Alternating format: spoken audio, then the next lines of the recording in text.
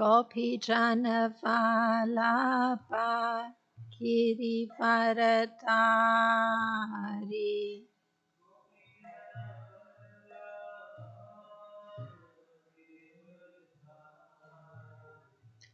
Yasodanandana Braja Jana Ranjana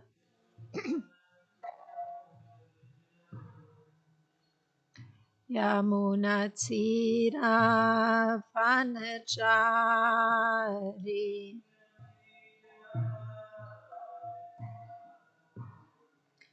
Jaya Radha Madhava Kunja Bihari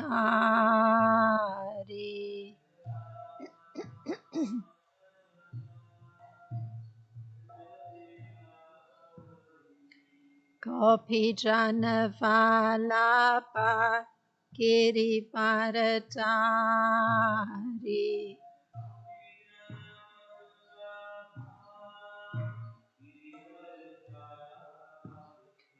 Yasodanandana Braja Jana Ranjana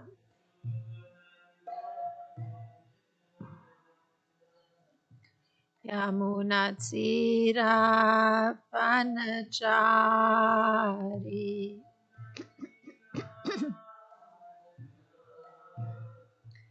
Jaya Radha Madhava Kunja Bihari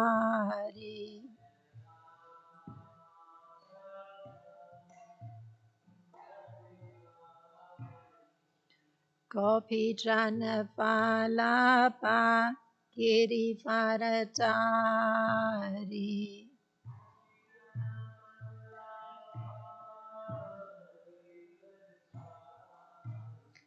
Yasodanandana Braja Jana Ranjana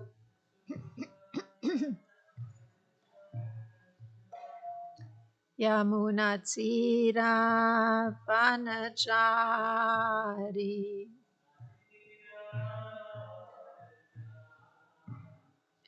Hare Krishna, Krishna Krishna, Hare Hare, Hare Rama, Rama Rama, Hare Hare.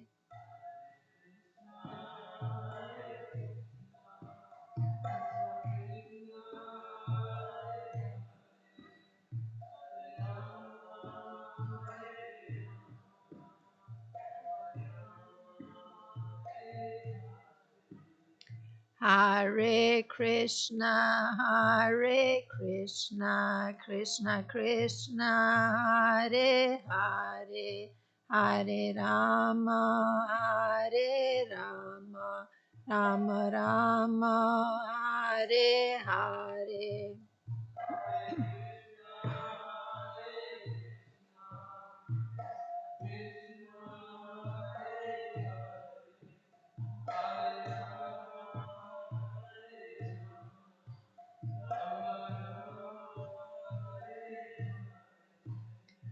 Hare Krishna, Krishna Krishna, Hare Hare, Hare Rama,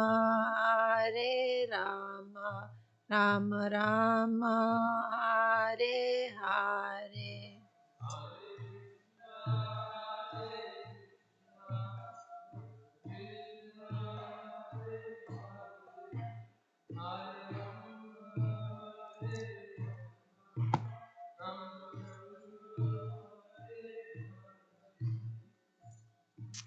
Kishore Kishori ki jai, Jagannath Baladev Subhadra Marani ki jai, Gonitai ki jai, Srila Prabhupada ki jai.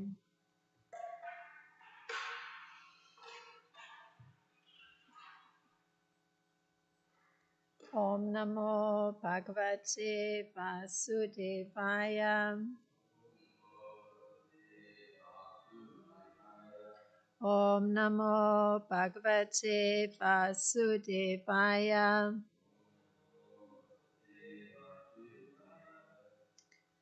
Om Namo Bhagavate Vasudevaya.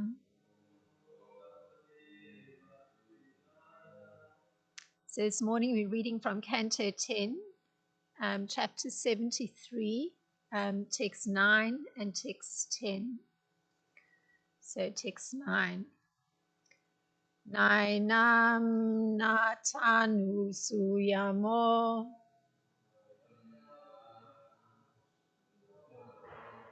magadam madhusudanam anugraho yad bhavato rajnam rajya chutir vipo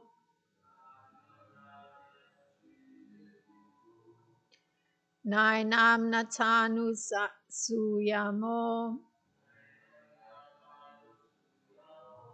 magadam madhusudanam anugraho yad bhavato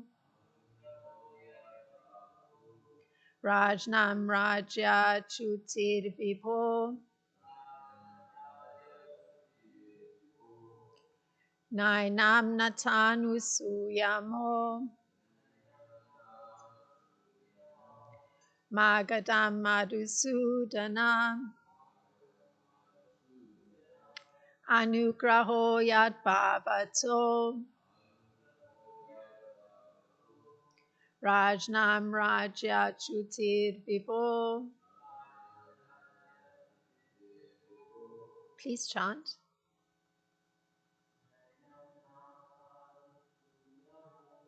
Nainam natanu suyamo magadam madhusudanam anugraho yad bhavato rajnam rajya chutir vipo.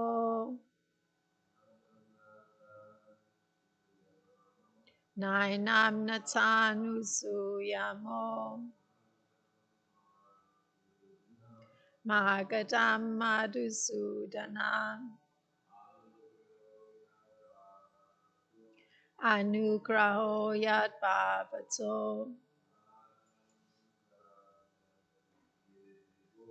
rajnam rajya chutir vipo.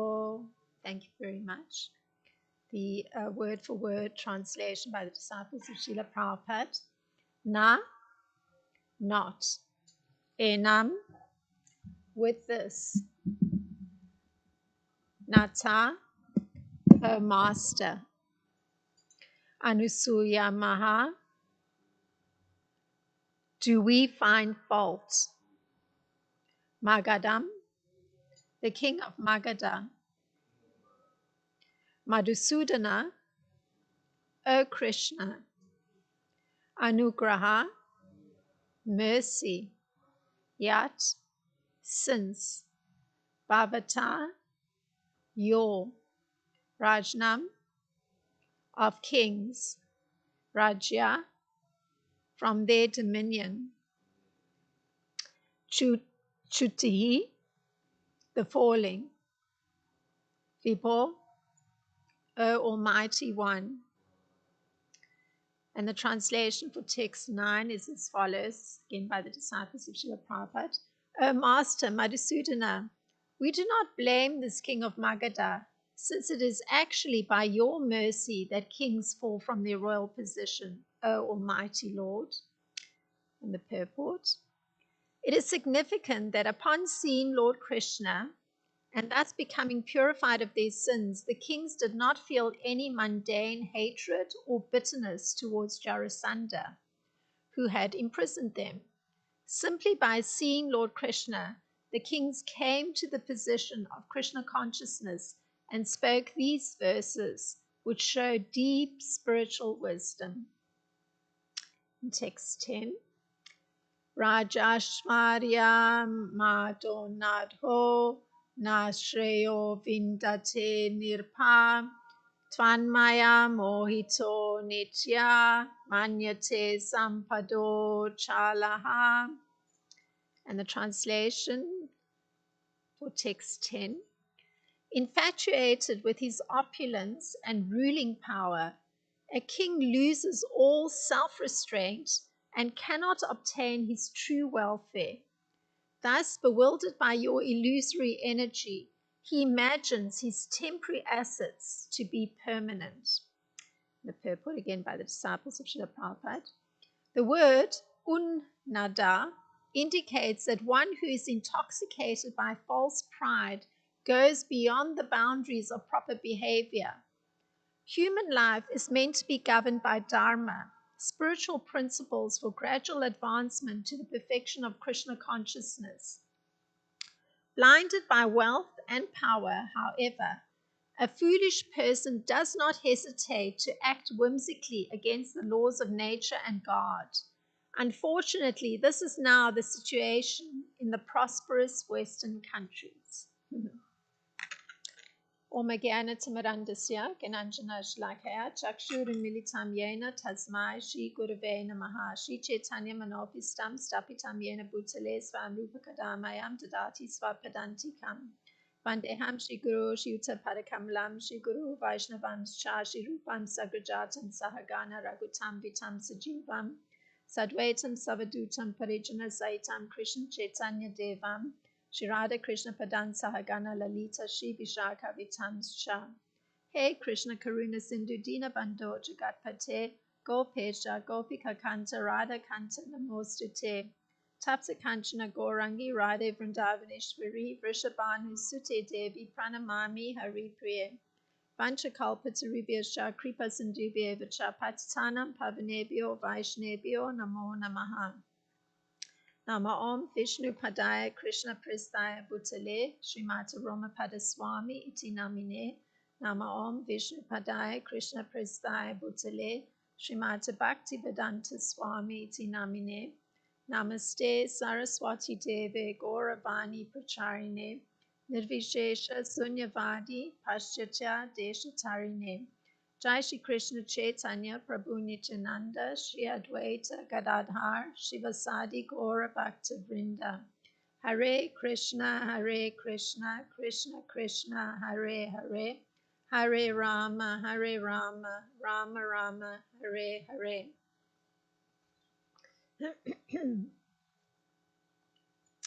So I'll just read the translation again.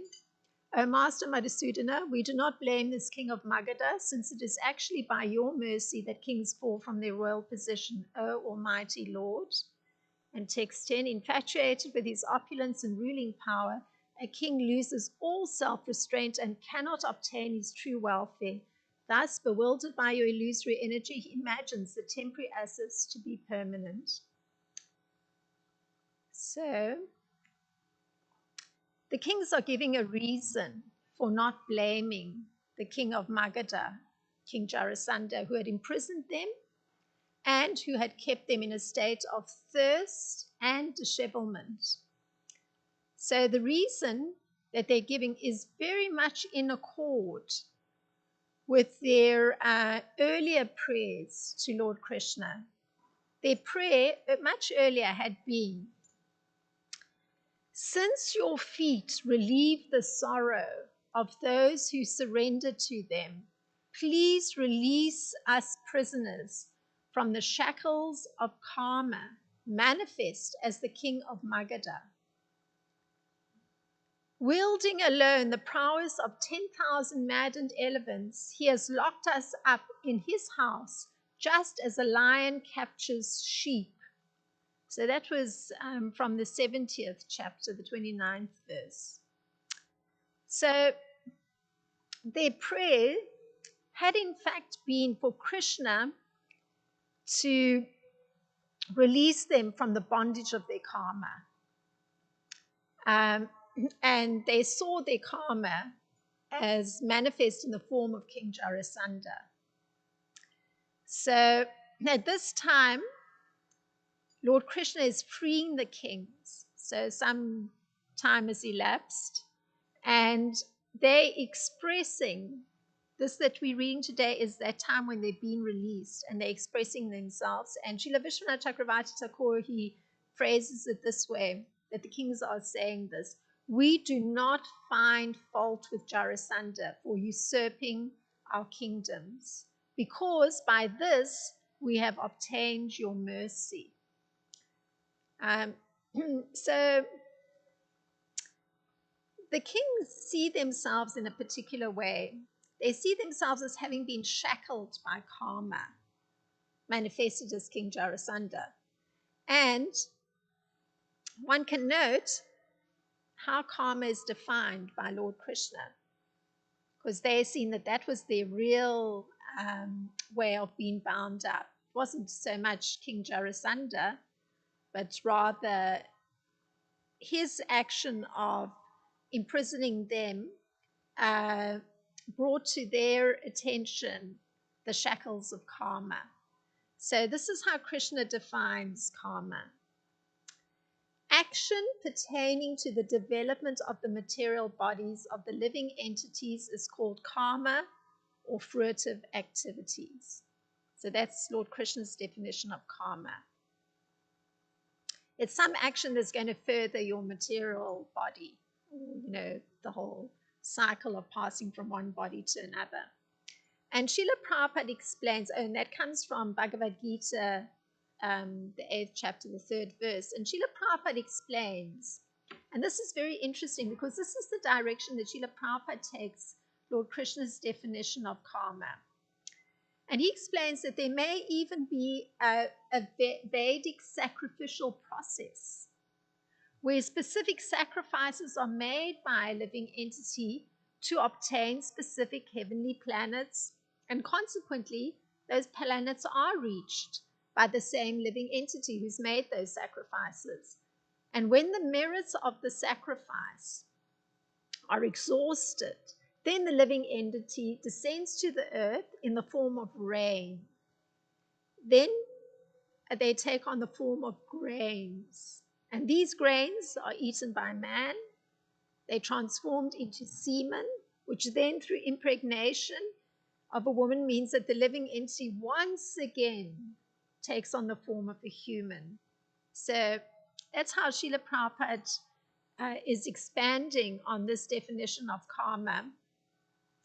And in fact, he even generalizes, he says, in this way, the living entity perpetually comes and goes on the material path. So that's even with taking to the process of Vedic sacrifices.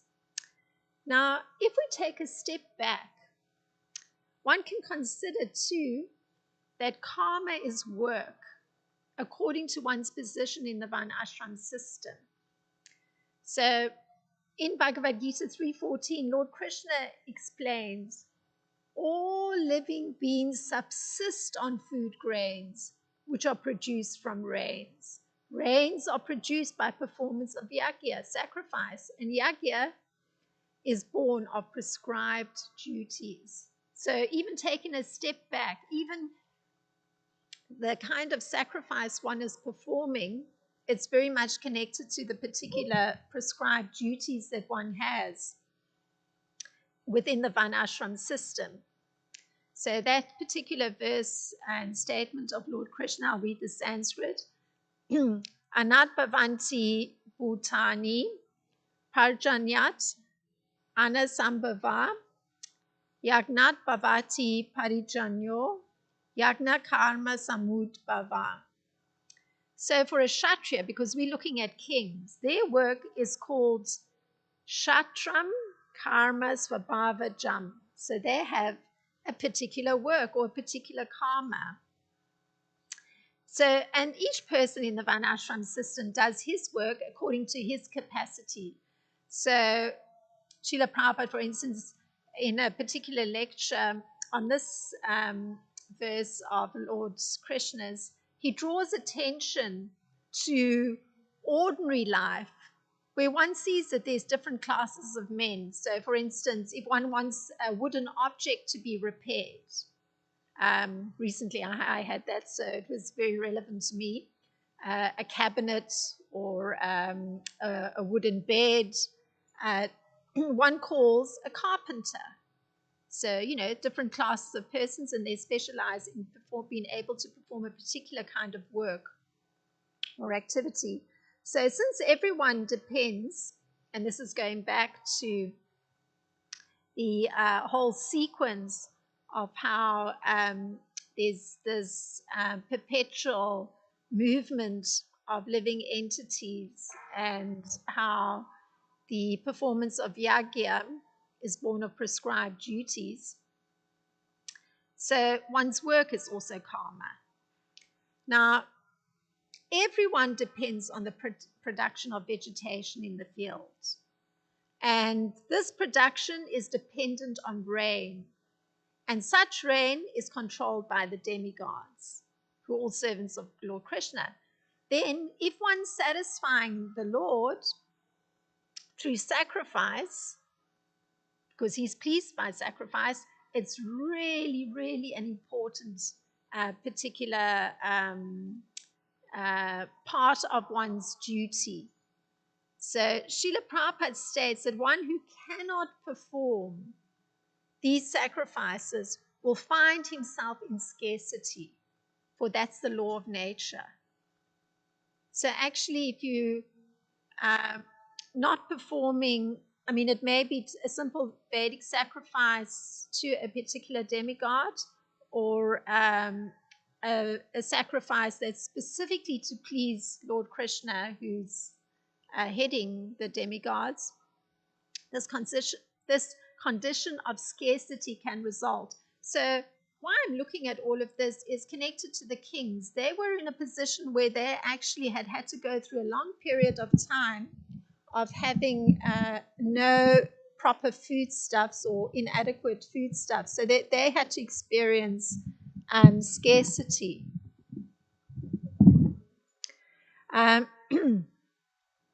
So it would seem that the kings are understanding this facet of their lives, just that what they had to go through, being very restricted, having to go through great discomfort, scarcity of foodstuff, water, proper clothing, and of course the loss of their wealth, their kingdom, their subjects, their duty. So the meaning that they are attributing to these events is from a particular perspective. So they also have given great thought to what's transpired. So their particular understanding rests on a particular premise. And that premise is, and I'm reading a particular verse again from Bhagavad Gita. This is 8.3. So their understanding, how they're expressing themselves, rests on this premise. The indestructible transcendental living entity is called Brahman, and his eternal nature is called Adhyatma, the self. Action pertaining to the development of material bodies of the living entities is called karma, or fruitive activities. So see the contrast. There's a particular understanding that one can carry, that one is an indestructible transcendental living entity called Brahman, and one has an eternal nature, which is Adhyatma, or the self. And then the actions that one may perform may actually be actions that are allowing for the development of further material bodies. That is called karma. That was the one definition of karma that I gave earlier on. Now, the kings, they hold this concept of being transcendental living entities, and they explain their understanding. They see it that kindness of Lord Krishna, that is in excess of any expected fairness, and namely the loss of their kingdoms, that's how they've seen it. They've seen their loss of their kingdoms as actually an excessive kindness on the part of Lord Krishna. And this is how they're personally finding meaning in what's happened to them. And this is how they express it. unrestrained pride in his wealth and power, the king thinks his temporary wealth to be permanent. So they're thinking of themselves in terms of transcendental living beings. So they're able to look very objectively at the position that they'd held in the past. And they're seeing it this way, having had unrestrained pride in their wealth and power. And because of that, they were thinking their temporary wealth to be permanent. So that is how they're coming to understand things. So you can see it's based on that premise that they're transcendental living entities with their eternal nature. Now, the personal meaning on the level of being a transcendental being is seen by the kings to have brought them great benefit. So this is very interesting because, you have to find personal meaning for what happens to you in your life. And the personal meaning that they are extracting from these events that have transpired, being imprisoned by King Jarasandha, being starved, being put into a condition of thirst, having all their clothing get disheveled, no fresh clothing. They actually seen it as having brought great benefit to themselves, this whole experience. Because they're looking on the level of being transcendental beings. And this is how Srila Prabhupada has them processing. So he writes how the kings are processing. And this is from Krishna, the Supreme Personality of Godhead. So this is the king's processing. Dear Lord, killer of the demon Madhu, we can now clearly see that Jarasandha was not at fault in the least. It is actually by your causeless mercy that we are bereft of our kingdoms. For we were very proud of calling ourselves rulers and kings. A ruler or king who becomes too much puffed up with false prestige and power gets no opportunity to understand his real constitutional position and eternal life. Under the influence of your illusory energy, such a foolish man, so-called ruler or king, becomes falsely proud of his position, just like a foolish person who considers a mirage in the desert to be a reservoir of water. So very interesting. I mean, it's not a simple thing to see something that on the material level has caused one pain and suffering, like great pain and suffering. And I mean, imagine the magnitude of that suffering for these kings. They oversaw a whole kingdom, each of them, with many subjects that they're ruling over, having a huge palace, having all the comforts of a palace, having great power to make decisions for how the whole kingdom is moving, and finding themselves in this position of it's lost. They're in a constrained space and not even having adequate to nourish the body. And they actually are seeing things in this kind of way. So we have to look at how they're actually able to understand in this kind of way. It's not an easy thing. So there are different aspects of pride. And this is how Srila Raghunath Das Goswami explains it. So these are all the components that go with pride, because this is what the kings are thinking. Now that they've lost their kingdom, they're actually able to see, oh, actually, we were very proud. So these are all the qualities that go along with pride that Srila Raghunath Das Goswami points to. There's illusion. There's deceit. So as soon as there's pride, there's some kind of illusory idea of oneself. There's deceit. One starts to practice deceit in some way, not being truthful. There's pretense. One pretends something. There's ignorance. One's actually oblivious to certain things. There's deviousness. And one commits offenses. So it's a very, very, very sad state of affairs when pride is there, because all these other bad ways of behaving creep in as well. And the kings particular understanding means that they had a concept of what it means to be a king. So for them, their understanding, it involved having a title. So generally, when one's in a very comfortable material position, there's a title that goes with one's name. So in the case of the kings, it's a royal title. In the case of, let's say, in contemporary life, the ruler of our country will have the title president. So he presides over a whole cabinet. And their understanding of their position, or the concept they held of being king, also included that they had opulence and ruling power. They understood they had a lot of power to rule. And they understand they had a great deal of opulence, many comforts, wealth. And of course, to understand something, one has to understand not only what something is, but also what it is not. You have to understand both sides. So now the kings, they had their understanding that they had a false idea, not in accord with the facts. So they had one understanding, but now they have to look at, what's the other side? What is it not? And the false idea was that of the opulence and the ruling power being permanent. That was what they had not. Now they're coming to that understanding of what their position actually was. All that power and that opulence, it was not permanent. That was the part that was not being seen.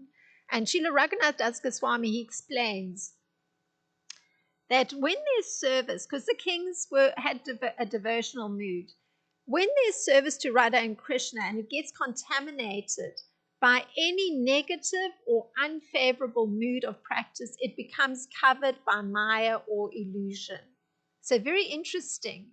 One could be practicing making sacrifices to the Supreme Lord, but the whole mood has become negative because of the fact that one is caught up in pride, which is what the kings are seen of themselves. And because there's that negative mood, it's an unfavorable mood for the practice of sacrifice to the Supreme Lord, then Srila Raghunath Das Goswami says it becomes covered by maya or illusion. So in fact, there's that list of qualities that I read that go along with pride. Illusion was a prominent one.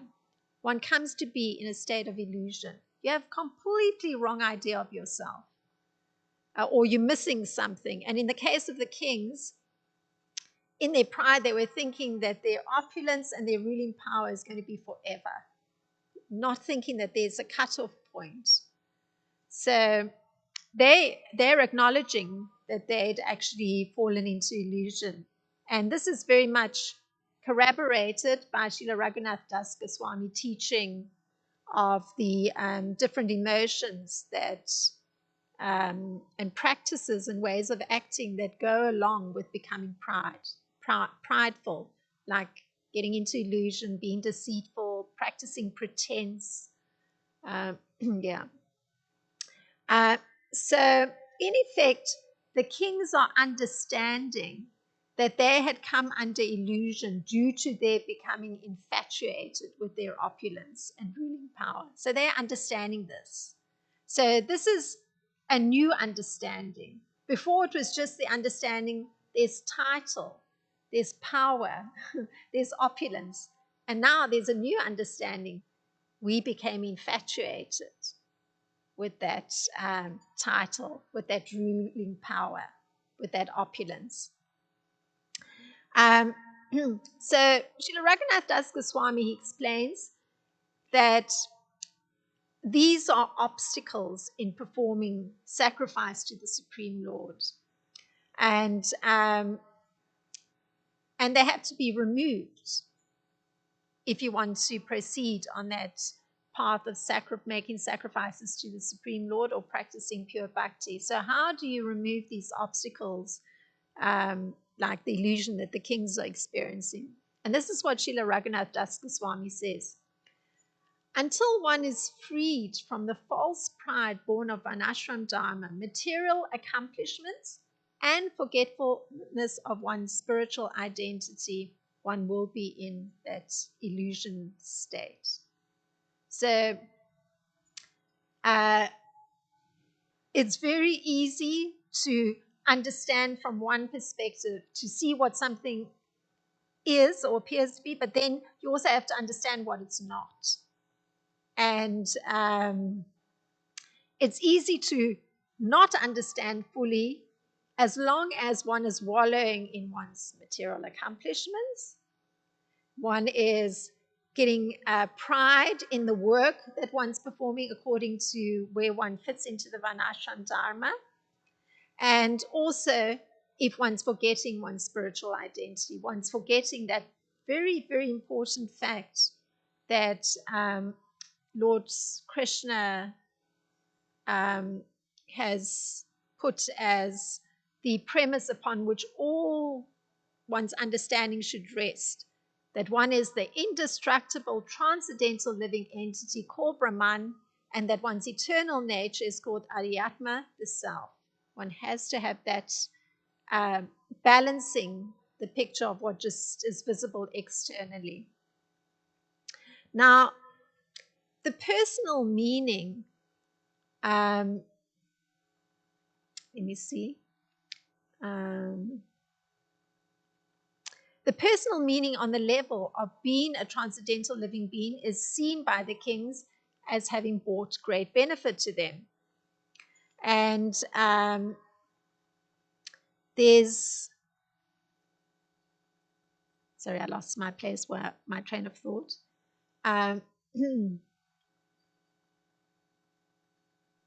So, in effect, the external is an indication of one's internal cultivation or unalloyed love and attraction for the lotus feet of Shri Shri Radha and Krishna. So, this has obviously great significance if one's finding oneself in a position of that's contrary to the concept one held of one's life, one's work, one's position, and then finding that something else is actually suddenly there. It means that there has to, it's an indication of the internal cultivation of one's love for the lotus feet of Lord Krishna. So normally one doesn't think that some great calamity, external calamity, is indicating that one's actually doing well in one's internal cultivation of love for the lotus feet of Lord Krishna. And in practicing bhakti or devotional service, the cultivation of desires and aspirations other than those that augment one's pure love is considered pretense. So persons giving great attention, like the kings, and this is what the kings have been reflecting on, they're actually cultivating their desires for opulence. They give a description, I didn't write down their statement, but they give a description of how they would go out fighting and conquering other kingdoms. Why?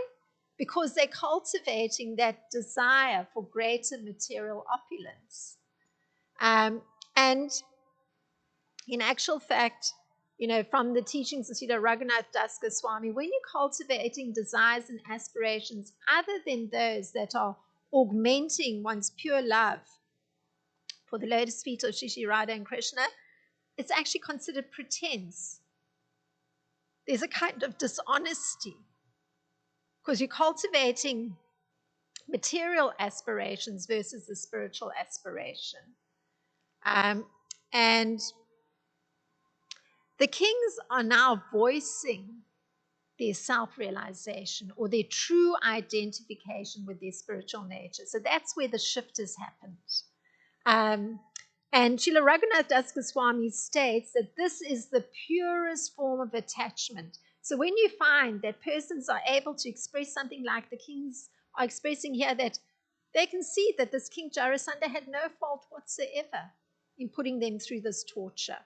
I mean, to be able to express that from the perspective of Srila Raghunath Das Goswami, this indicates the purest form of attachment for the lotus feet of Shri Radha and Krishna, because they're identifying with their spiritual nature.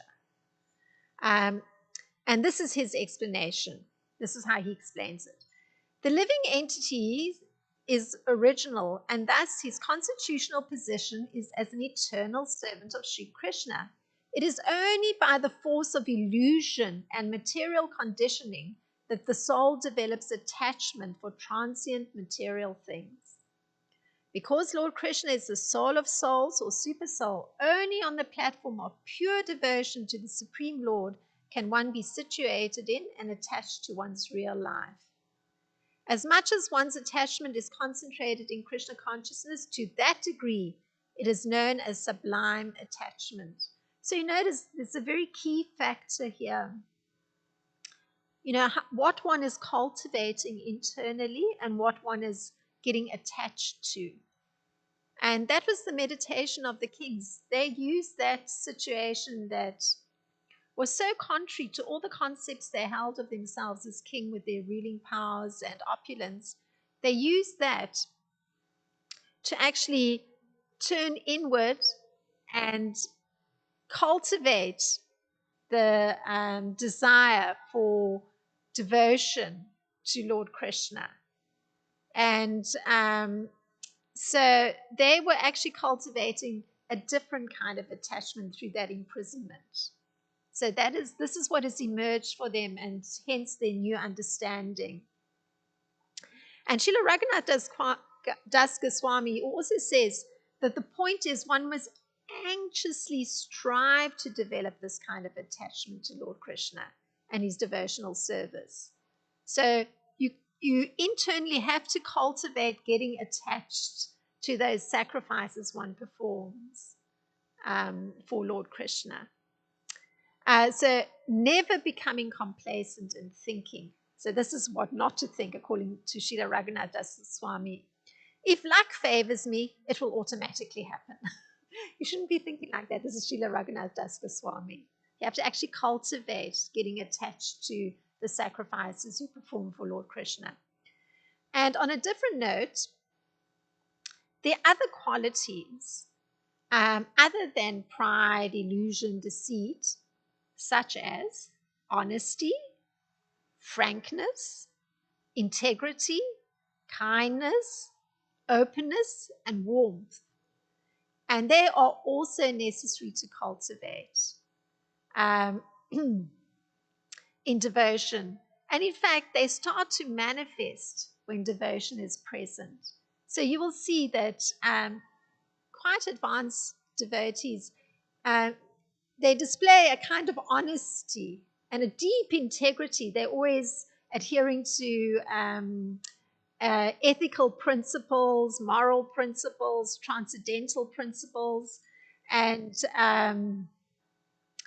this is part of what happens with cultivating, doing that internal cultivation of becoming attached to performing the services and the sacrifices for Lord Krishna. So these are, and this is something I found from, there's a devotee who influenced me very early on in my Krishna conscious life. I believe the devotee has left his body, from England, Purnachandra Das. He's written a book, Obstacles on the Path of Devotion.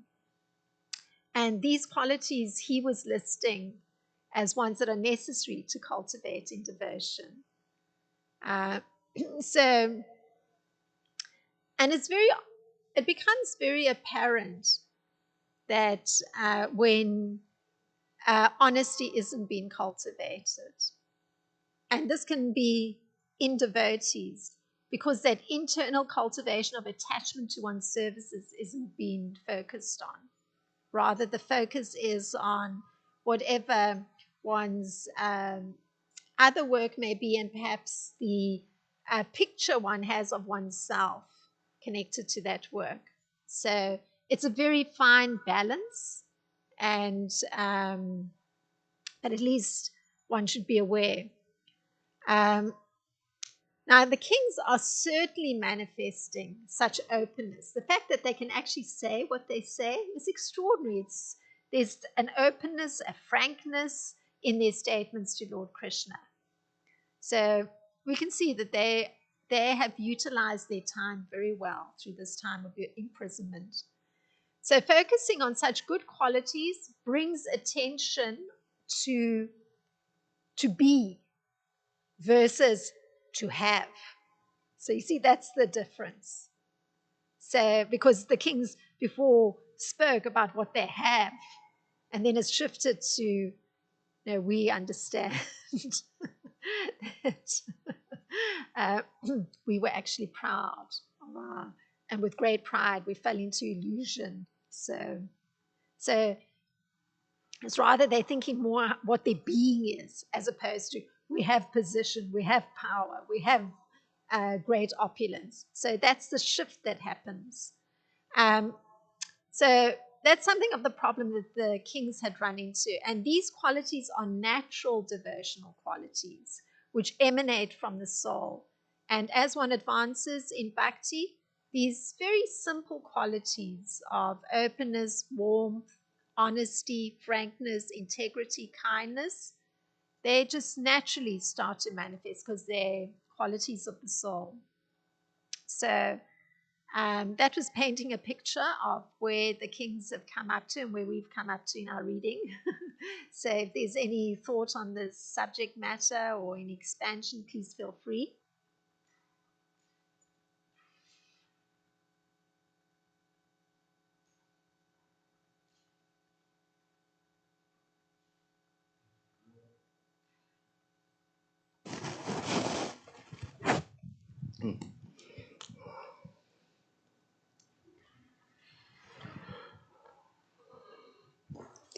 Thank you again for for class. I'm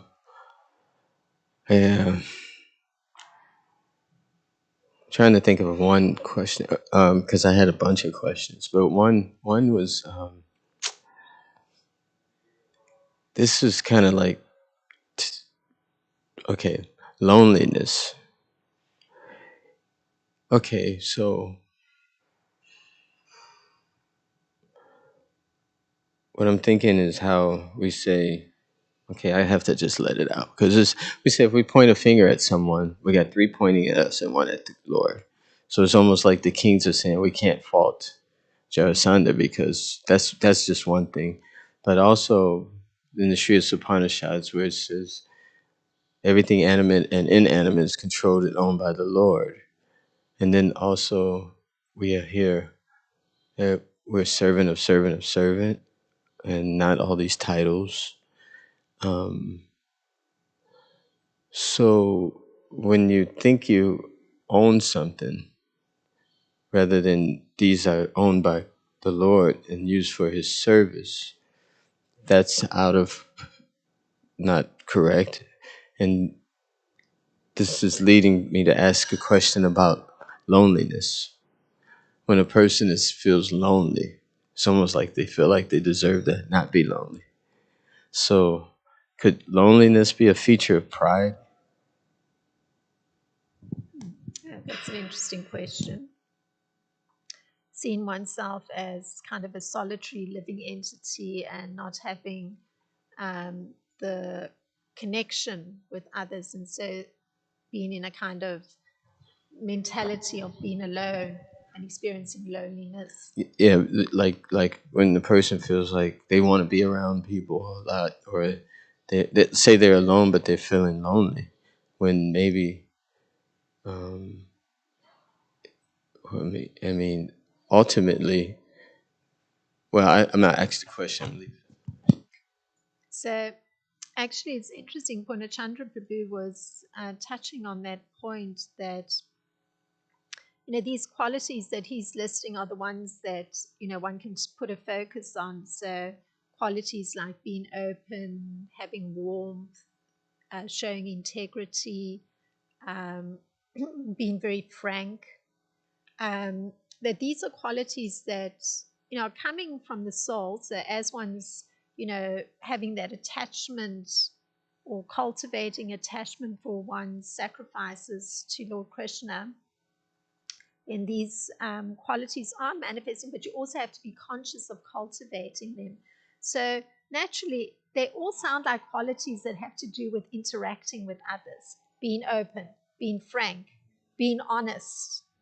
So having warmth, they're all qualities that are to do with interaction with others. And you bringing up the point, well, what if you're finding yourself that it's more a position of loneliness? So it's interesting. He was actually saying that when these qualities are manifesting, one will find that one starts to love the devotees around one.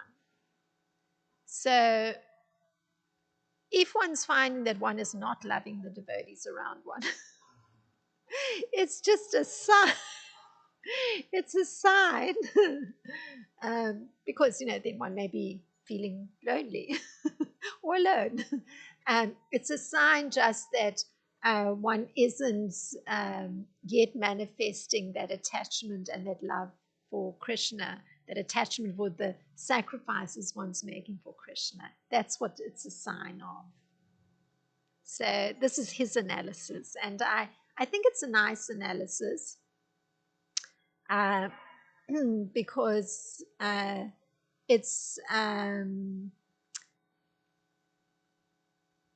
more likely that we're always putting an emphasis on our particular material accomplishments or our position in the material world, whatever it may be, and forgetting a little bit our spiritual identity. So that focus is what's not allowing for the focus on these positive qualities. And because of not having the focus on the positive qualities, it's also isolating oneself socially. That's how I would understand it, based on this breakdown that Punachandra Prabhu was doing. You answered my question, because so what I get from it is that loneliness can be a feature of love of God, that you want to be with the devotees and you want to serve the devotees. So if you're alone, you don't feel right, because you should be in the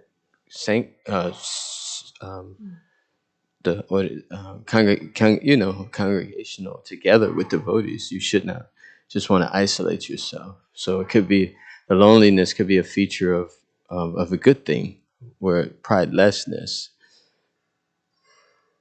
But it's not. Really? According to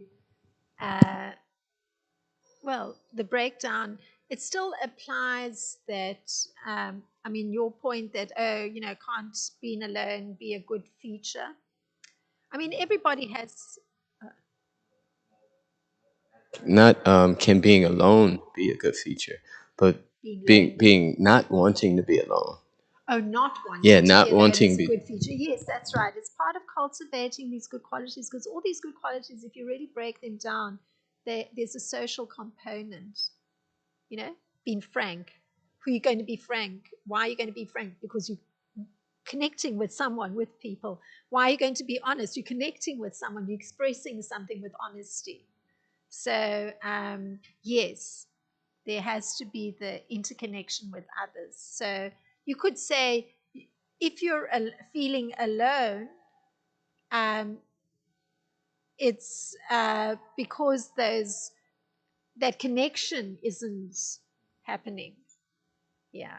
Because, one can be alone and comfortable too. That's no problem. And it should be possible. But if one's experiencing loneliness when one is alone, it means those qualities aren't being cultivated. So your connection with others isn't on a, what's the word, on a smooth plane. And that smooth plane has to do with that internal cultivation of getting attached to the sacrifices you're performing for Lord Krishna, because the good qualities come from that, because it's from the soul. So that attachment gives that strength to be able to be open, frank, etc. Social dealings are so good. Yeah. Thank you very much for bringing up such interesting questions that allowed for processing. I appreciate. Thank you. Srila Prabhupada ki jai, Srimad Bhagavatam ki jai. Srila Sharon Padaswami ki jai.